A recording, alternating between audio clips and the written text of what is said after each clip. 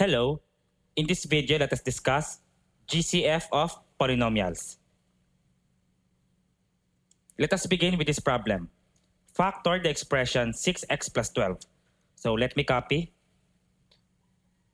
6x plus 12.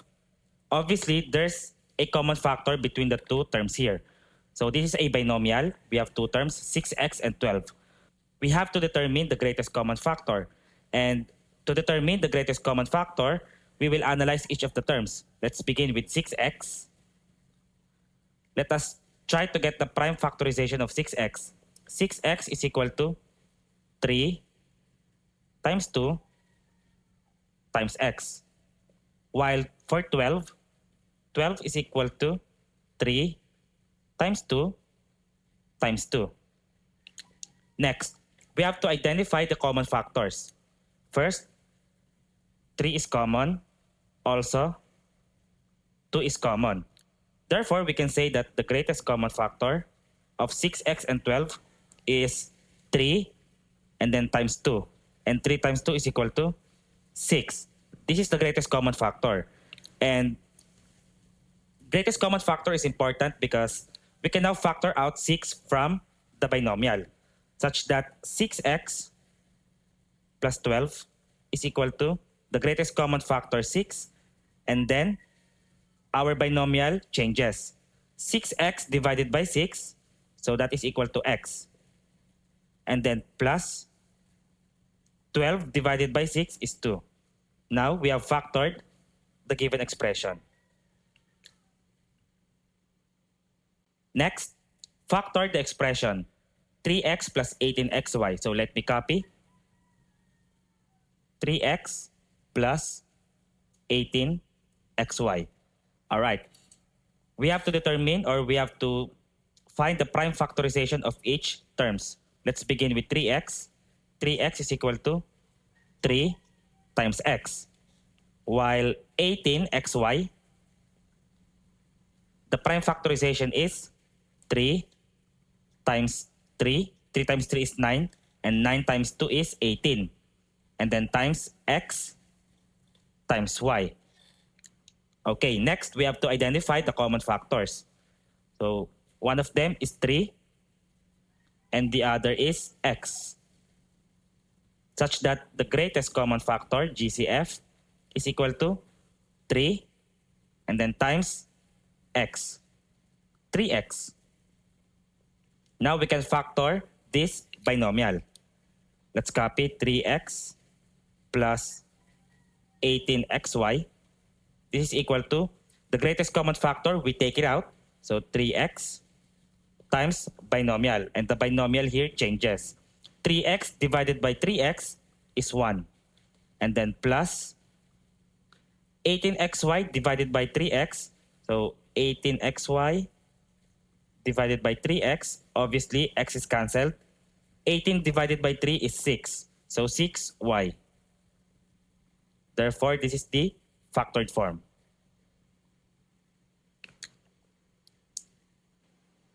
Next, let us factor 15x squared y plus 20xy squared. Let me copy 15x squared y plus 20xy squared. All right, so let's get the prime factorization of each terms. Let's begin with 15x squared y. This is equal to 3 times 5. 3 times 5 is 15, and then times x squared, x times x, and then times y. Next, 20xy squared, 20xy squared. This is equal to 5 times 2 times 2 times x times y squared, so y times y. Let's identify the common factors. First, we have 5 right here. What else? X and y. Therefore, the greatest common factor, GCF, is equal to 5 times x times y, or 5xy.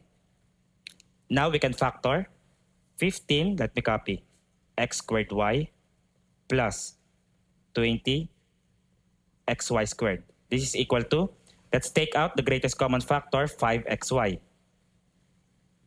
And then we have the binomial here. 15x squared y divided by 5xy. So let's try 15x squared y over 5xy. So 15 divided by 5 is 3. And then x squared over x. So there's 1 here. So this becomes x because 2 minus 1 is 2, rather 1. And then y is cancelled. Therefore, 3x. Okay? Next, 20xy squared divided by 5xy. Let us try. 20xy squared divided by 5xy. X is cancelled out. Y squared divided by y is simply y. And then 20 divided by 5 is 4. So 4y. So plus 4y. And here's the factored form.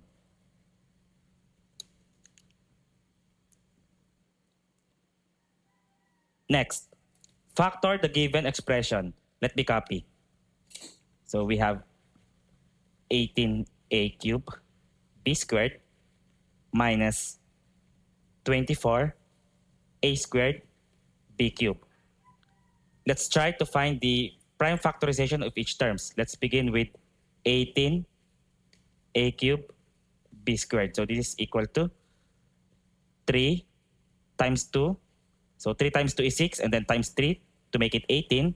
And then times a cubed, so we have 3a or 3a's. And then times b squared, so times b times b. Next, we have 24a squared b cubed. So 24a squared b cubed. 24, the prime factorization is 3 times 2 times 2. So 3 times 2 is 6. 6 times 2 is 12. And 12 times 2 is 24. And then we have a squared, so times a times a. And then we have b cubed, so times b times b times b. Now it's time to find the common factors. We have 3, 2, and then a again, b, and b again.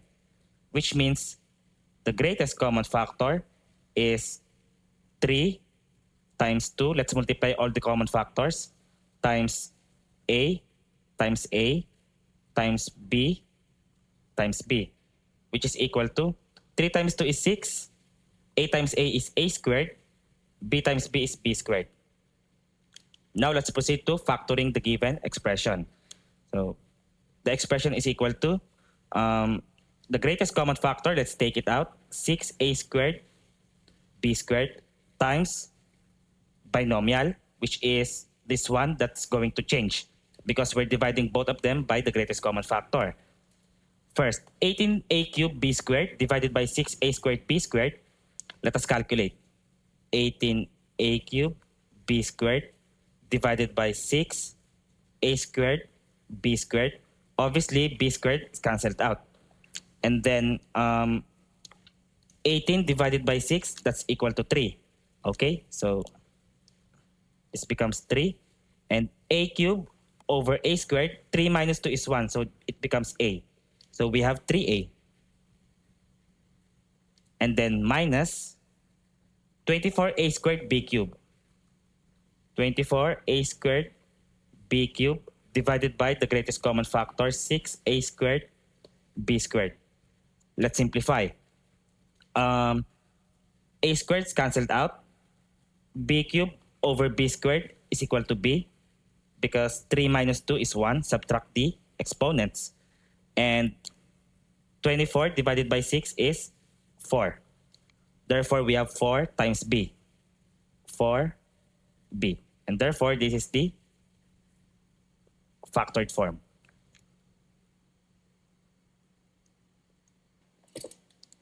Let's try one more. Factor the following expression. So I have to copy first. We have 10m raised to 4 n squared, and then plus 15m cubed n cubed minus 25 m squared n. Okay? First, let's get the prime factorization of each terms. Let's begin with this one. So for 10 m raised to 4 n squared, this is equal to 5 times 2, and then times m raised to 4 is m times m times m times m. And n squared, we have times n. All right? Next, 15 m cubed n cubed. This is equal to, so 15 is equal to 5 times 3. And then m cubed, m times m times m, and n cubed, n times n times n. All right? Next, 25 m squared n. 25 m squared n is equal to, 25 is equal to 5 times 5. Times m squared is m times m, and then times n. Now, let's spot the common factors. The common for all of the three terms, all right? Not just two, because we have three terms here. First, 5 is common. What else? M is common. Another m is common. And n is common. Therefore, the GCF is equal to the product of the common factors. 5 times m times m times n. So 5 times m times m times n, or simply 5 m squared n. Now we can factor. So let us begin with the greatest common factor, 5 m squared n. We take it out. And then we will divide. 10 m raised to 4 n squared divided by 5 m squared n. Let's do this here. 10 m raised to 4 n squared divided by the greatest common factor, 5 m squared n. Let us simplify. So 10 divided by 5 is 2.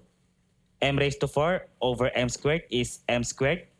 And n squared over n is simply n. So we have 2m squared n. 2m squared n. And then plus, divide this term by the greatest common factor. So we have 15 m cubed n cubed divided by 5 m squared n. Okay, let's simplify. 15 divided by 5 is 3. M cubed divided by m squared is m. And n cubed divided by n is n squared. So we have 3mn squared. And finally, minus, divide this term by the greatest common factor. 25 m squared n divided by 5 m squared n. Let's simplify. Cancel n, cancel m squared, and then 25 over 5 is 5. So we have 5 here. And therefore, this is the factored form.